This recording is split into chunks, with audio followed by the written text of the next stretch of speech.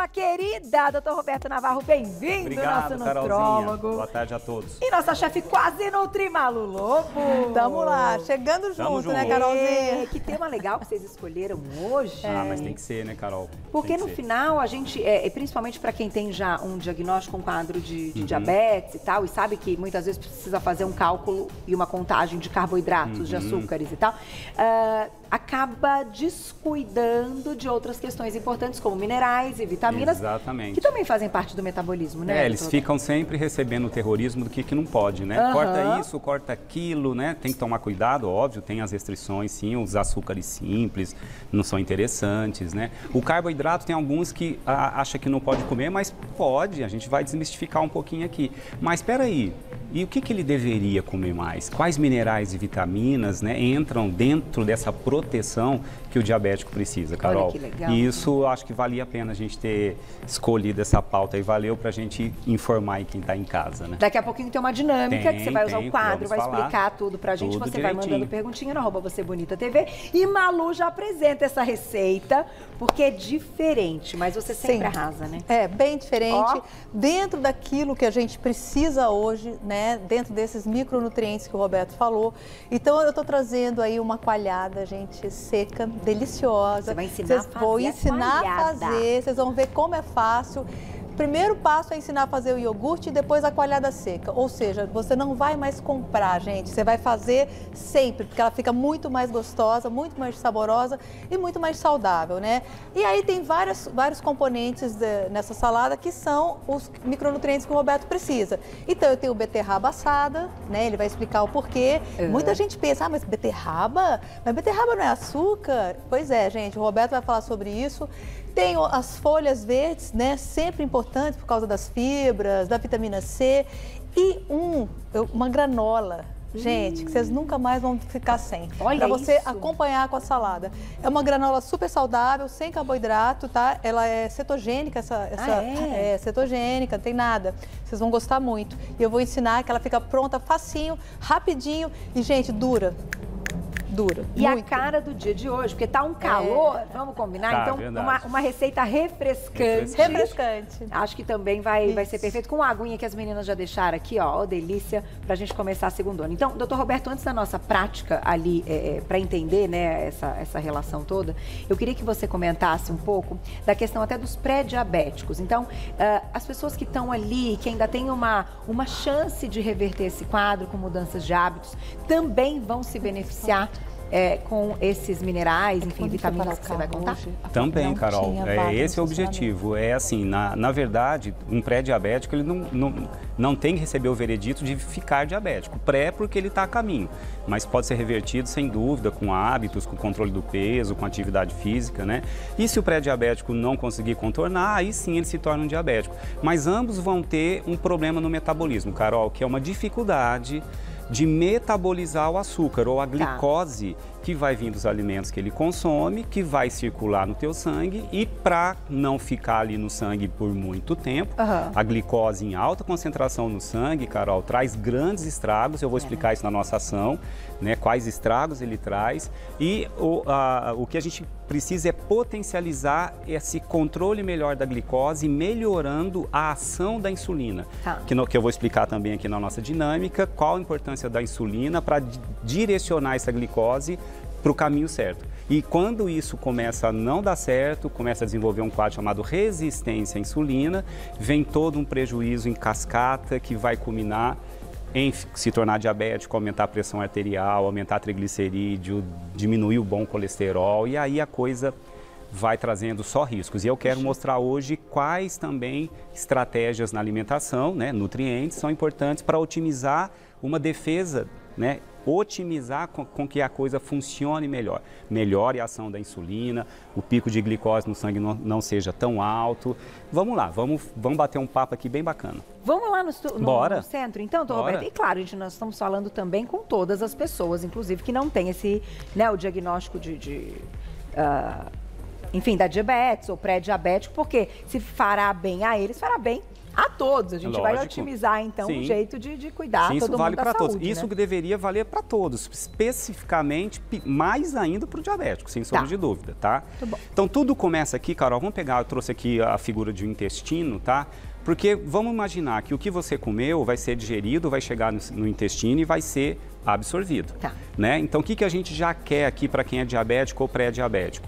Que a quantidade de glicose, a glicose vem da onde, gente? A glicose vai vir do açúcar tradicional, tá? Aquele açúcar simples de adição, açúcar branco, né? Vai vir também um pouco do amido, que está nos cereais que a gente come, e vai vir um pouco da frutose também das frutas que a gente come. Mas só pensa o seguinte, gente, comece pensando o seguinte, alimento de verdade não é problemático, se você souber comer a quantidade correta, tá?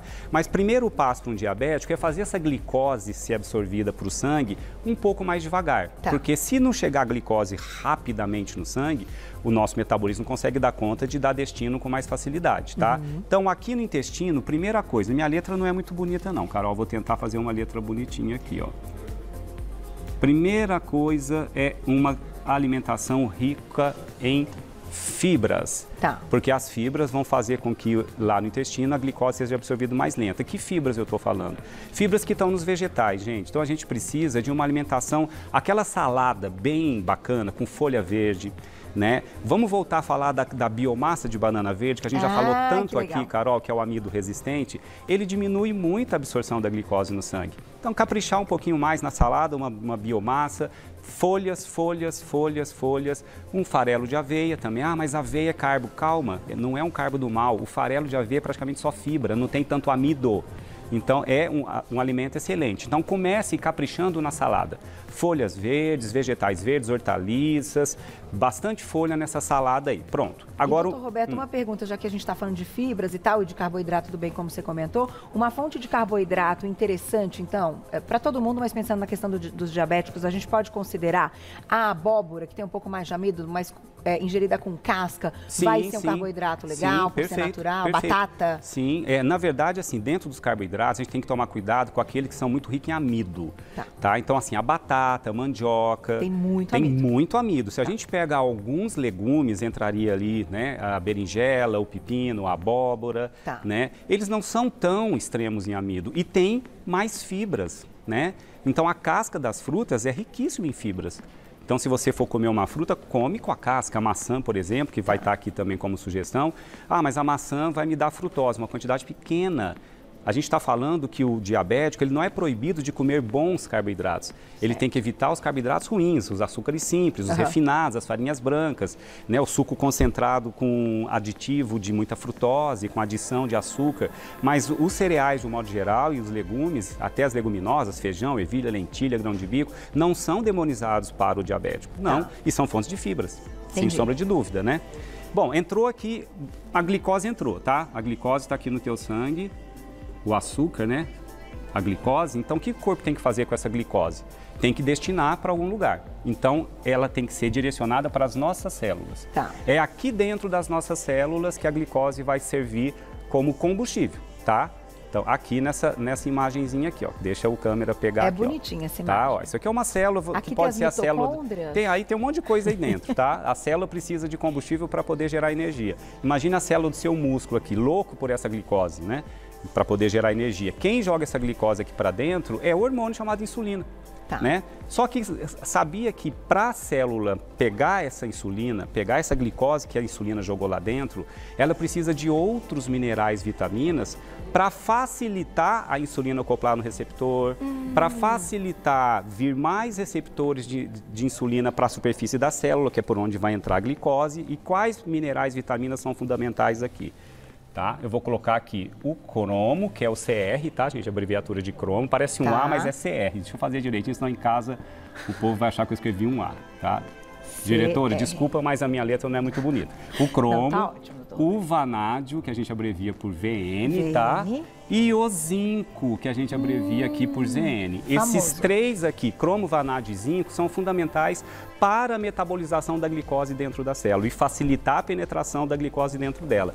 Cromo e vanádio, Carol, a gente tem aí no levedo de cerveja, a gente tem no iogurte, a gente tem na maçã, a gente tem nos legumes de um modo geral, na couve, no espinafre. Ah, que legal. Né? Então a gente está aqui no alho, tem, né? E o zinco está presente em todas as fontes de proteínas, sejam vegetais, sejam animais. Ah, é? Então todas as proteínas animais têm zinco e proteínas vegetais, oleaginosas, castanhas, nozes, amêndoas, a própria aveia, né? O ovo também tem zinco, né? Que é fonte animal. Então aqui, uma vez dando certo, beleza. Se essa glicose começa a sobrar demais no sangue e ela realmente não consegue entrar na célula com facilidade, ou pela resistência à insulina, ou pela falta de produção de insulina, que é o diabético do tipo 1, essa glicose em alta concentração no sangue começa a trazer problema, tá? Primeira coisa, Carol, essa glicose começa a ser expelida pela urina. É uma maneira que o corpo tem de não deixar a glicose ficar tão alta. Então, quando a glicose em alta concentração passa pelo rim, o rim pensa, bom, deixa eu jogar para fora. Ficar aqui dentro não pode, porque senão ela vai lesionar meus órgãos. Então, ela excreta essa glicose, por isso que o diabético às vezes antigamente fazia diagnóstico de diabetes urinando no chão e via se a formiguinha vinha para a urina. Ou quando faz o exame de urina e que aparece às vezes glicose. Exatamente. Que interessante. Só que qual que é o problema, Carol? A partir do momento que a glicose é expulsa pelo rim, vai junto um mineral fundamental chamado magnésio, que a gente abrevia por Mg. O magnésio é excretado na urina do diabético em proporções maiores pela sua glicemia que está alta. Entendi. Tá? Tem uma estimativa que 25% dos diabéticos vão ter baixos níveis de magnésio no sangue, que a gente chama de hipomagnesemia. E o magnésio, Carol, cumpre 400 reações bioquímicas. Nossa. Então ele vai ter grandes prejuízos por um magnésio mais baixo. E magnésio está onde? Folhas verdes, todas têm magnésio, tá? A própria beterraba tem magnésio, por isso que eu quis trazer e desmistificar um pouquinho a beterraba como alimento que o diabético não poderia comer. O magnésio está nos feijões. Tá, praticamente todas as oleaginosas têm magnésio. Então, sim, fontes, né? Folha verde tem magnésio. Tá. Isso é importante. Se essa glicose começa a sobrar, olha que estrago, tá? O rim tentou excretar, mas foi embora junto o magnésio. Ele vai vir essa glicose aqui nos vasos sanguíneos, tá? Que eu trouxe aqui uma imagem. E vai começar a trazer um prejuízo para a parede interna dos vasos sanguíneos. Carol, não sei se o câmera consegue... Aqui que é a parede interna. Quando você olha um cano, né, você vê que dentro tem uma parte interna, né, que é a parede interna do vaso sanguíneo, que a gente chama de endotélio, tá? Essa parede interna do vaso sanguíneo, com glicose em alta concentração, sofre um processo de agressão, né, que começa a trazer, que a gente chama de lesão endotelial, né, ou glicação das proteínas. Isso vai trazer um quadro de inflamação dentro do vaso sanguíneo. E essa inflamação vai aumentar a produção de radicais livres e vai começar a oxidar essa região. Então, tem dois processos bioquímicos aqui perversos para o diabético. Inflamação do vaso sanguíneo e estresse oxidativo, oxidação do vaso sanguíneo. Todas as complicações do diabético, eu diria que vêm por esse quadro. O infarte, o AVC, o problema renal, o problema circulatório, a perda de visão. É tudo por consequência de um quadro inflamatório crônico do vaso sanguíneo e oxidação excessiva. Então, que defesas a gente tem aqui? O corpo defende. Eu preciso produzir enzimas antioxidantes. Tá? Então, ele vai precisar de pelo menos 3 minerais aqui fundamentais para isso. O selênio, que a gente abrevia por Se, tá? A vitamina C, famosa vitamina C, e a vitamina E. Esses 3 aqui são fundamentais para diminuir esse quadro de estresse oxidativo. E para diminuir o quadro inflamatório, entra aqui também o nosso famoso ômega 3. Eu ia te perguntar. Isso, o ômega 3 aqui também é muito interessante. A gente está falando também de uma questão de HDL, também, que seria um colesterol bom que vai ajudar a remover e limpar isso? Na verdade, Carol, quando existe... Primeiro tem que haver a lesão do endotélio, senão o colesterol não faz nada. Se o colesterol está passando pelo seu vaso sanguíneo não tem lesão, essa tal lesão endotelial, que pode surgir por glicose alta, por isso que o diabético tem lesão endotelial, quem é tabagista tem lesão endotelial, quem tem pressão alta e hipertensão arterial tem lesão endotelial e quem está com obesidade pode também ter lesão endotelial. Uma vez tendo essa agressão, né, no caso do diabético, a glicose ali inflamando, aí o colesterol para ali para poder desinflamar, na verdade. Então, o diabético, ele tem problema com colesterol quando a sua glicemia está descontrolada, porque ela vai ter lesão de endotélio. O colesterol até trouxe um vaso sanguíneo aqui com umas plaquinhas meio amarelas. Aqui está o colesterol formando uma plaquinha. Se entupir esse vaso é um infarto.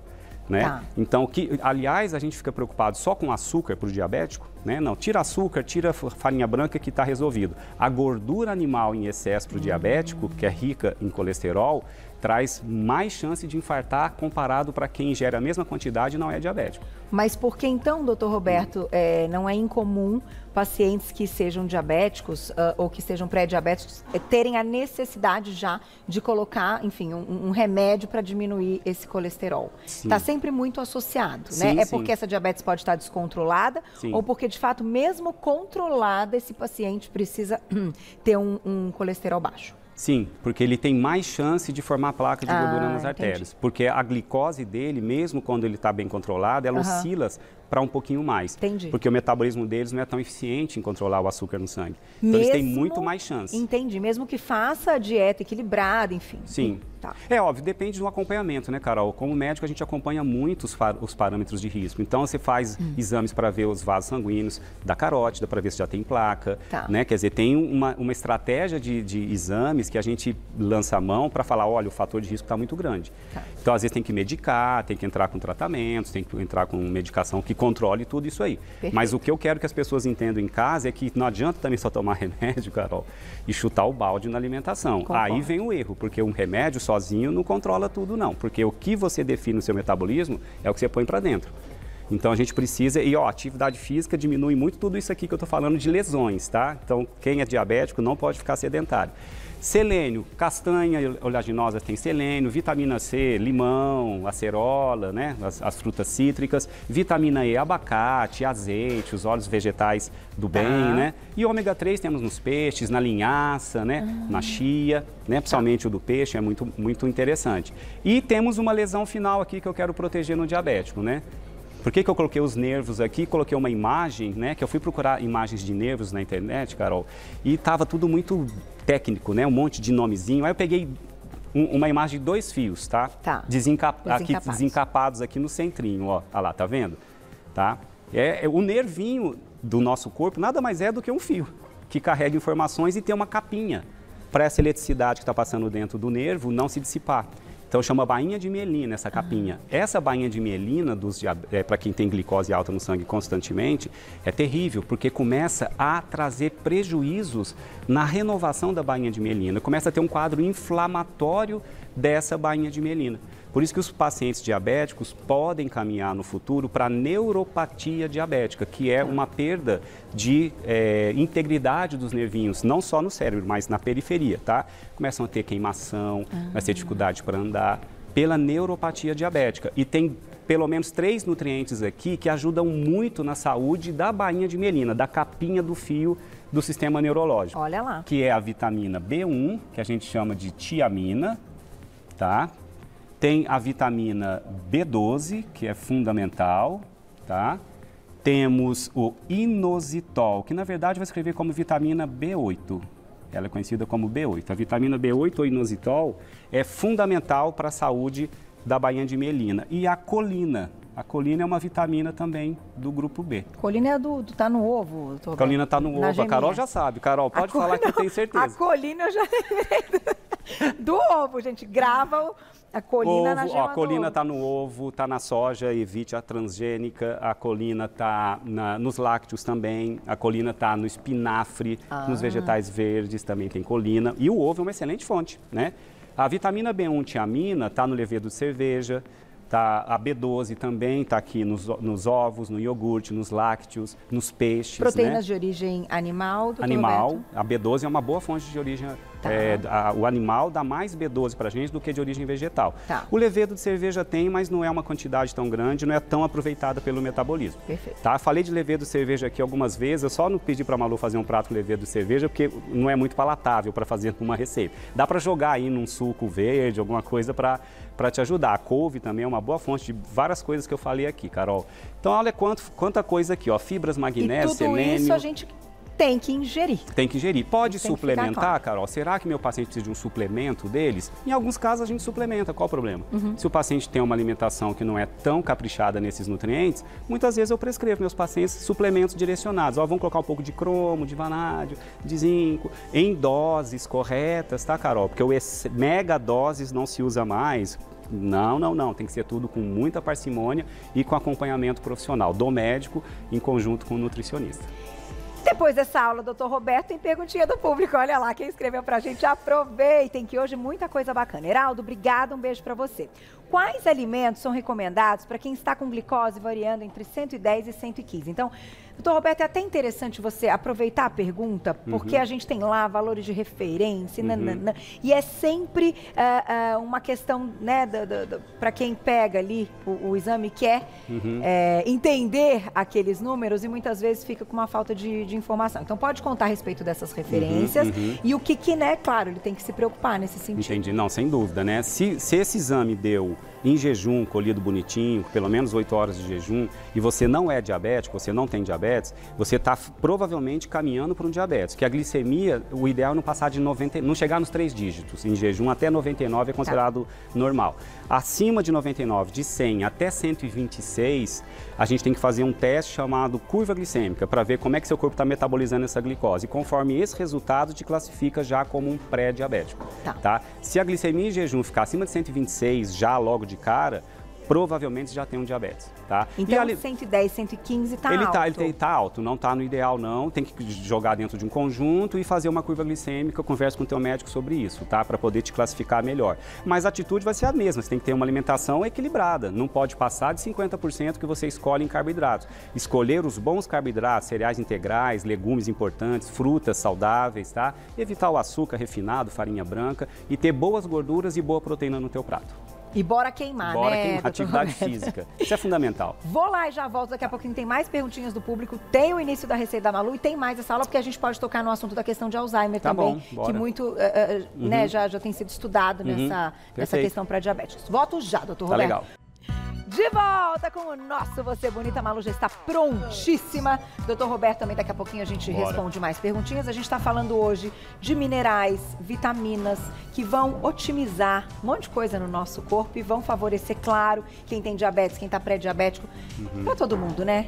Vamos englobar aí para a vida, para todo mundo ser mais saudável. E aí a escolha do doutor Roberto com a Malu para nossa receita contém praticamente todos aqueles nutrientes que você comentou agora há pouco. Exatamente. Se não todos, viu? Acho que todos. Tá aí. Mostrar que é fácil, né, Carol? Mostrar que a saúde está na mesa, a saúde está no prato. A gente acaba comprando muita coisa que dá para fazer em casa. Então, hoje eu vou ensinar a fazer iogurte caseiro, que vai virar depois o quê? Coalhada. Uma coalhada. Ai, que maravilhoso. Então, vamos lá, Carolzinha. Posso só começar passando os ingredientes? Então, vamos lá. Para coalhada fresca temperada, a gente vai usar 1 litro de leite desnatado,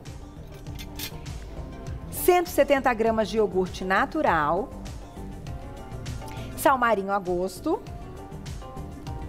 2 colheres de sopa de hortelã picadinha fina.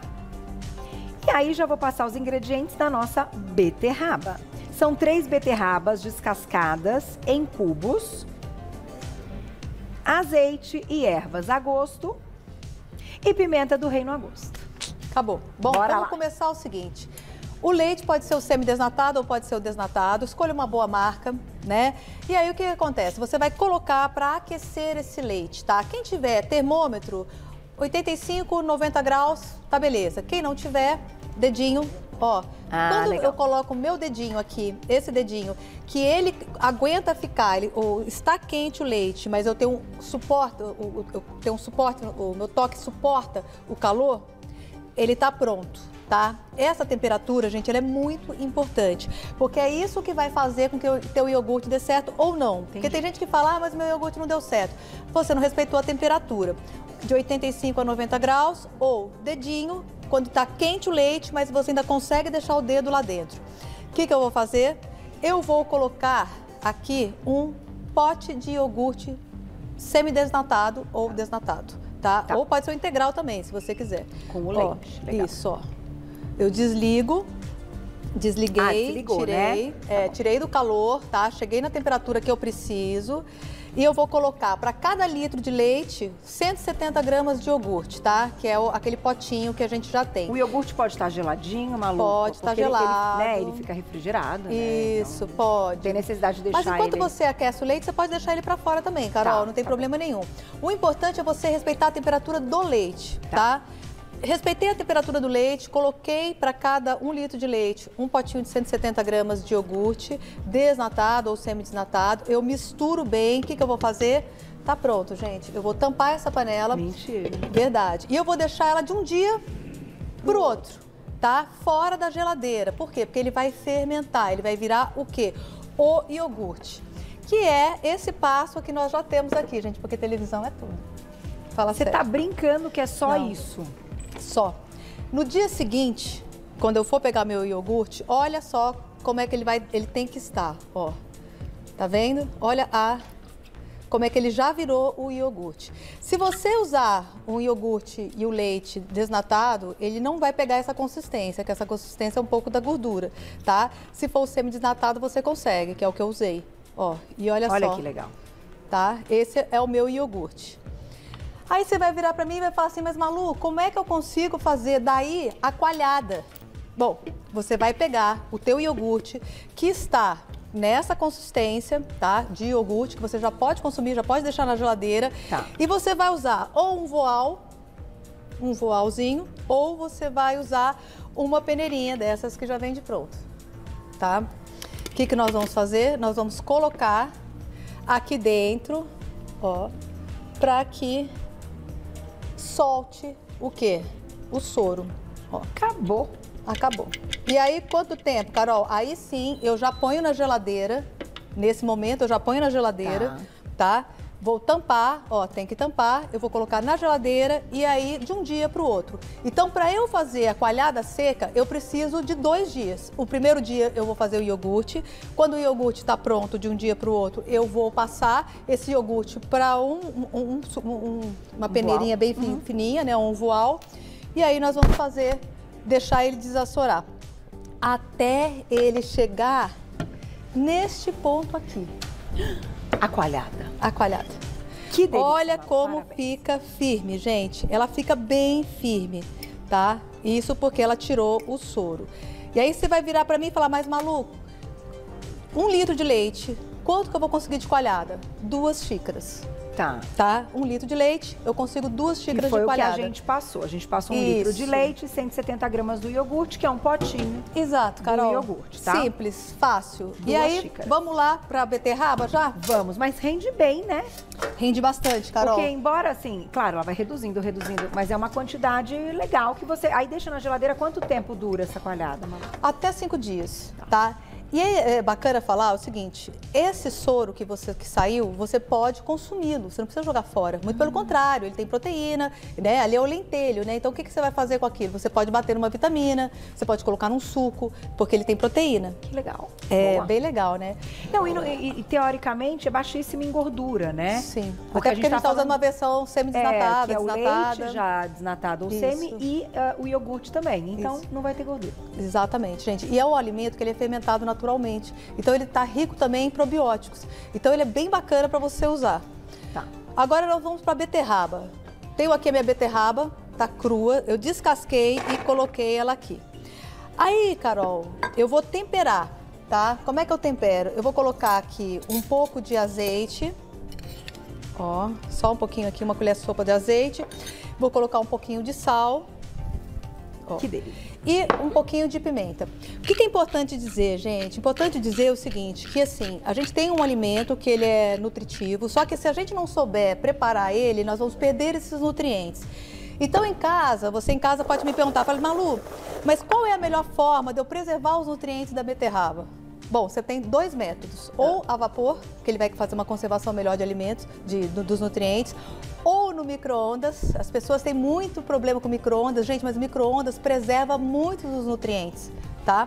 Então são 5 minutos, você tá com a sua beterraba lá lavada, com a casca e tudo, você vai colocar ela num pote de vidro, coloca no micro-ondas, 5 minutos, pega ela, vira a beterraba, mais 5 minutos. Em 10 minutos você consegue fazer tua beterraba. Que maravilha. Como eu vou usar o forno, porque eu tenho que fazer o meu crocante de sementes, eu vou usar o mesmo método de cocção hoje, que também faz uma preservação boa de nutrientes, que é no forno. Então, eu não quero ela super assada, eu quero ela crocante. Então, 30 minutos de forno, tá bom? 180 graus, 30 minutos de forno, e é isso. Vou lá e já volto pra gente continuar, que é uma aula dessa, né, dele. Vocês são Nutri-chefe daqui a pouco, né? Não, é uma aula. Volto já. Vamos lá. Daqui a pouquinho tem perguntinhas do público no @VocêBonitaTV, porque agora tem ingredientes da outra parte da receitinha da Malu. Então, beterraba check, coalhada check. Agora a gente vai para a granola salgada. Isso. Vamos lá. Posso passar os ingredientes? Pode. Então, ó, meia xícara de chá de gergelim branco. Meia xícara de chá de semente de abóbora. Meia xícara de chá de semente de girassol. Meia xícara de chá de castanhas picadas. Sal a gosto. Meia colher de sopa de páprica picante. Já passo a montagem, Glaucia, daqui a pouquinho, né? Melhor. Que é o nosso quarto passo, é daqui a pouquinho. Vamos lá, Malu. Simples, fácil e é isso, gente. Bom, tenho aqui a semente de abóbora. Coloco aqui. É sempre legal quando a gente compra oleaginosa, quando a gente compra sementes, a gente dá uma aquecida. Por quê? Porque esse alimento pode ter passado por algum tipo de contaminação, ou algum tipo de processo que de repente não foi legal. Alguém pegou com a mão mais suja e tal, e etc. Entendi. O que acontece? Você pode, então, passar no forno, tá? Então, eu tenho aqui as sementes, vou colocar aqui o meu gergelim, tá? A semente de girassol, riquíssima, tá? Vou colocar um pouquinho só de sal. As minhas castanhas, eu vou cortar elas aqui. Poderiam ser nozes também, tá?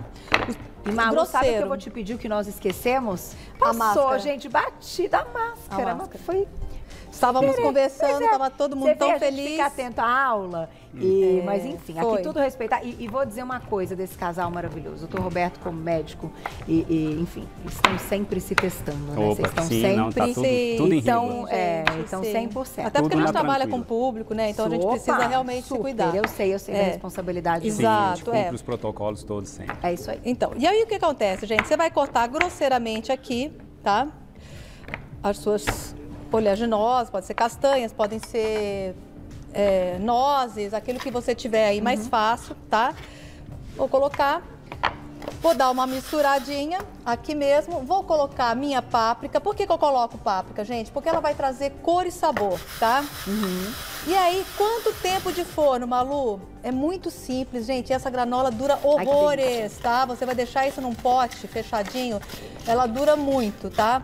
E aí você pode comer sempre. Isso aqui vai ser a sua dose de saúde. Aí você joga na salada. Joga na salada, joga legume, onde você quiser. Legume. Sabe legume? Às vezes assim, tem legume que é meio sem graça, né? Vamos você falar pode colocar essa farofinha crocante. Você joga isso em cima do legume, viva! Dá uma... Fora, dá um up. Gente? Aí fica Fora bom. todos os nutrientes, né? Selênio, sim, né, Roberto? Totalmente. Várias coisas. Bom, forno até chegar a esta cor aqui, gente. Olha a cor da TV. Aqui. Olha só, ela fica douradinha. Você vê que essa daqui não está tanto, tá mais branquinha. E essa daqui já mais torradinha. Quanto tempo de forno, Malu? 15 minutos. Só no máximo. Rapidinho, gente, só para dar uma esquentada. E é só guardar naquele vidro bem fechadinho? Exatamente, Dura Carol. bastante. E agora, só para poder terminar a coalhada, gente, o que nós vamos fazer? Eu fiz a coalhada, tenho essa consistência correta, tá?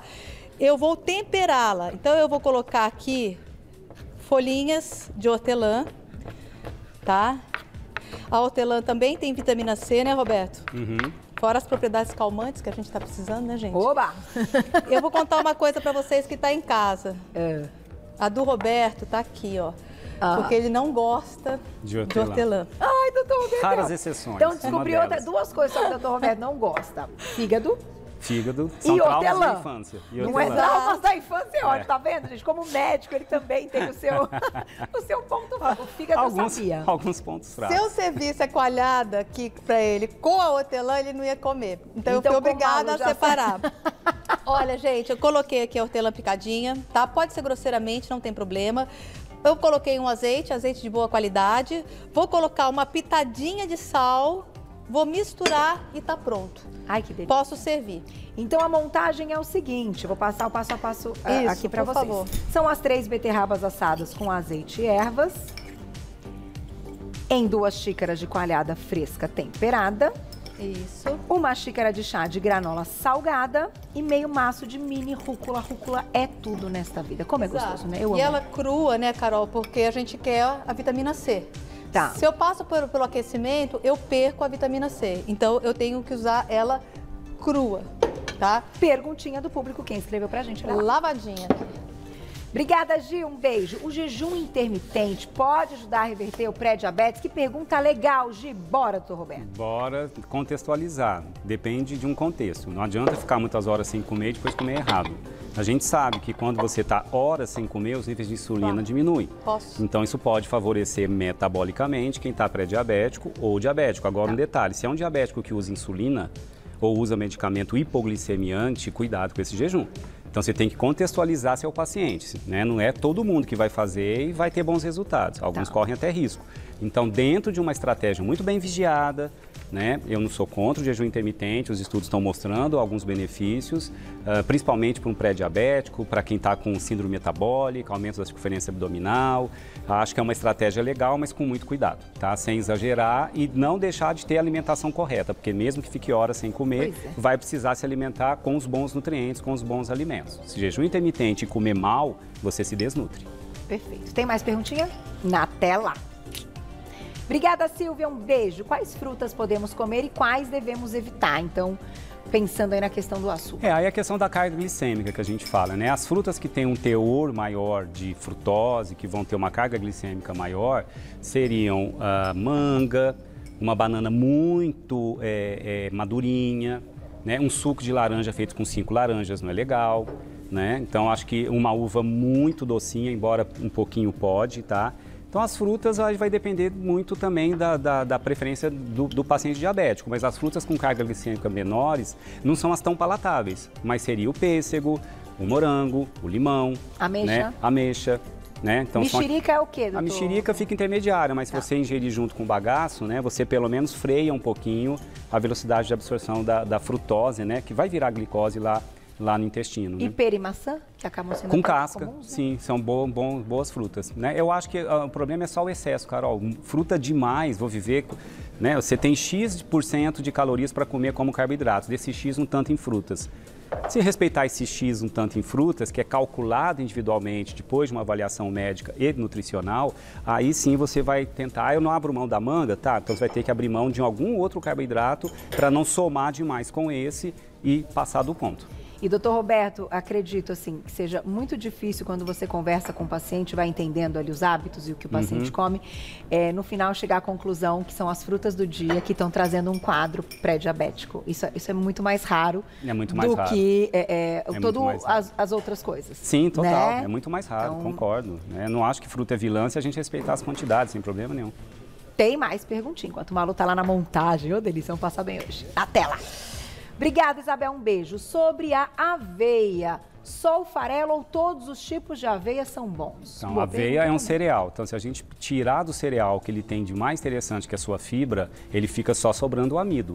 Então, farinha de aveia eu não recomendaria. Como a gente não recomenda farinhas brancas de trigo, farinha de mandioca, farinha de milho, a farinha de aveia não é legal. Mas o farelo de aveia é o que mais preserva a fibra. Tá. É praticamente só a fibra que reveste a aveia. Mas a aveia em flocos ou que ela está preservada ali também, não vejo como um alimento ruim, não. Fica a polêmica de que, tem glúten. Gente, parou, tá? Não é toda aveia que vai ser rica em glúten. Tá? Então, parar de achar que a vida é só glúten, glúten, glúten, glúten. A aveia é um excelente alimento que eu não abro mão e não abro mão para os meus pacientes. E eles estão muito saudáveis, graças a Deus. E pode jogar em várias preparações, sim, né? E até nas frutas que um alimento que tem beta-glucana, a aveia estimula a imunidade, diminui a absorção da glicose, ajuda no controle do colesterol. É um alimento excelente, sem exagero, tá? E dê preferência pelo farelo. Tipo assim, uma colher ali? Uma colher de sopa, tranquilo. Eu como todos os dias uma colher de sopa no meu café da manhã, brincando de farelo de aveia, às vezes até 2. E aumenta Tem beta-glucana, que é uma fibra que estimula a imunidade. Imunidade. E outra coisa que você falou também, quando a gente fala de fibra, vai saciar. Saciar. Então a gente fica com mais tempo, mais sem saciado. fome, né? Exatamente. Matou a charada. 10 aí pro farelo de aveia. 10-0 farelo de aveia. Vamos para mais perguntinhas. Olha lá que a gente vai experimentar essa delícia. Quem escreveu pra gente? Cláudia, obrigada. Um beijo para você. É verdade que a batata Yacon pode ser consumida para quem tem diabetes? É uma boa pergunta. Já esqueci de falar da batata Yacon, porque ela, como ela tem um aspecto de ser uma batata, na verdade ela é mais para uma fruta. Ela não tem tanto amido como uma batata teria, tá? Então ela é bem-vinda, ela tem mais fibras.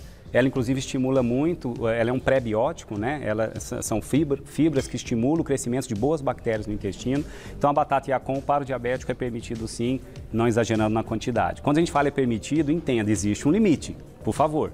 Tá? Mas uma porção média por dia, de até 100 gramas, sem problema nenhum. O público do Você Bonita é muito especial, né, doutor Roberto? Tem muita informação, Total, né? muito. Beijo, Claudinha. Parabéns, eu fico muito feliz, porque aprendem tudo isso, né? Exatamente. Com o programa. Um beijo, viu? Obrigada. Tem mais perguntinha? Malu, vou falar um negócio. Ô, Gláucia, como é que ela consegue? Ela deixa o negócio, até com a coalhada simples, a beterraba.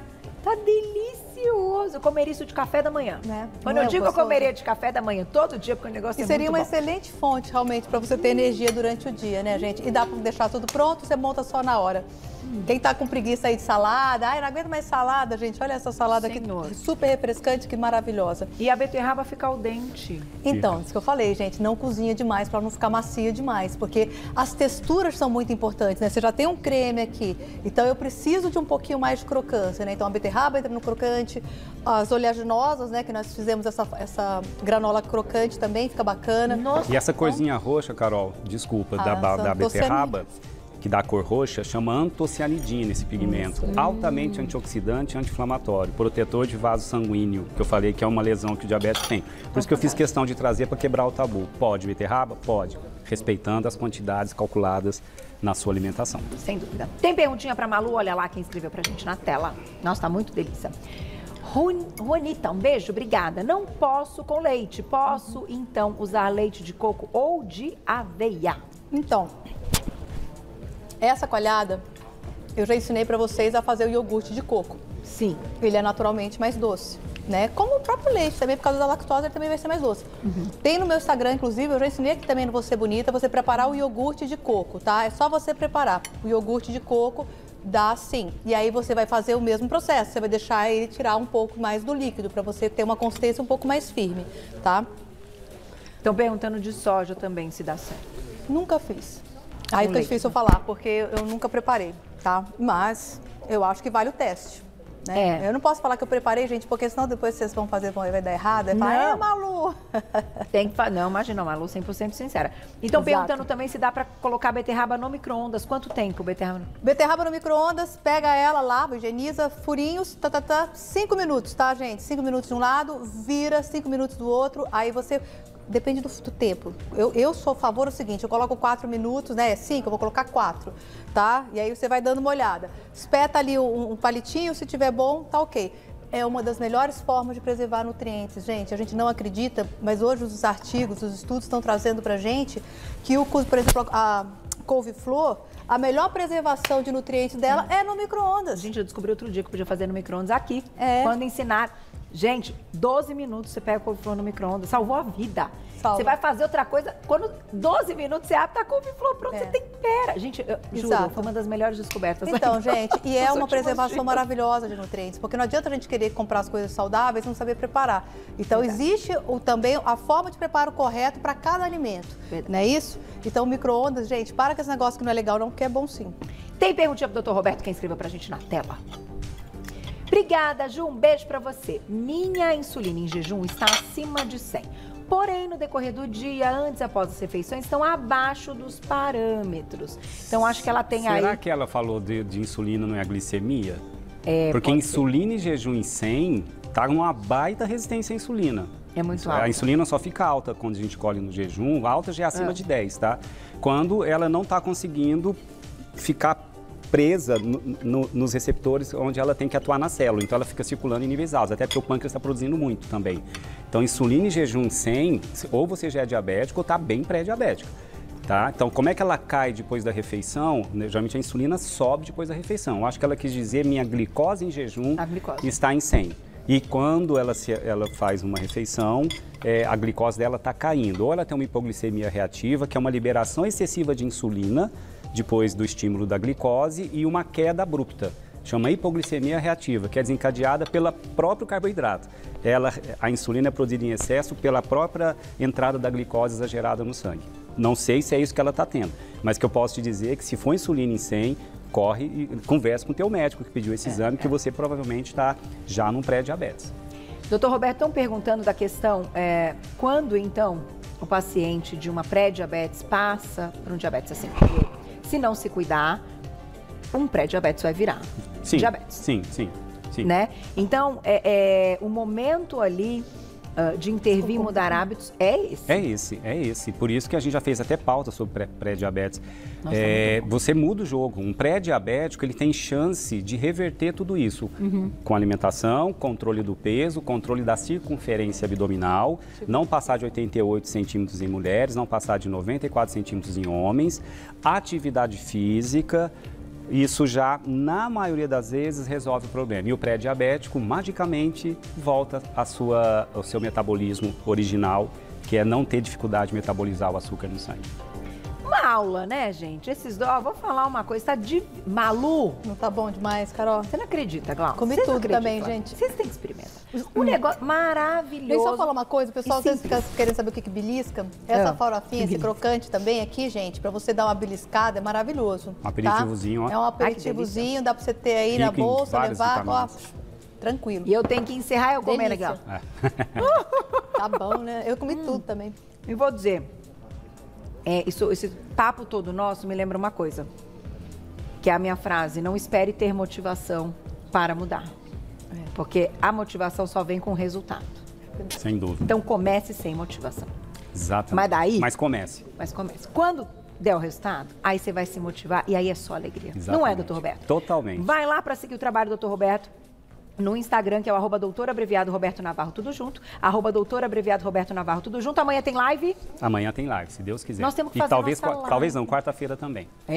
Tá muito chique isso. Vai lá pra vocês saberem o horário, tudo direitinho. Tem que seguir, gente. O Instagram do Dr. Roberto é maravilhoso. Maluzinha tá lá, @chefe Malu Lobo, @chefe Malu Lobo. Tem o livro dela, tem as receitas, tem os cursos, tem tudo. E o site nutrasaudenacozinha.com.br.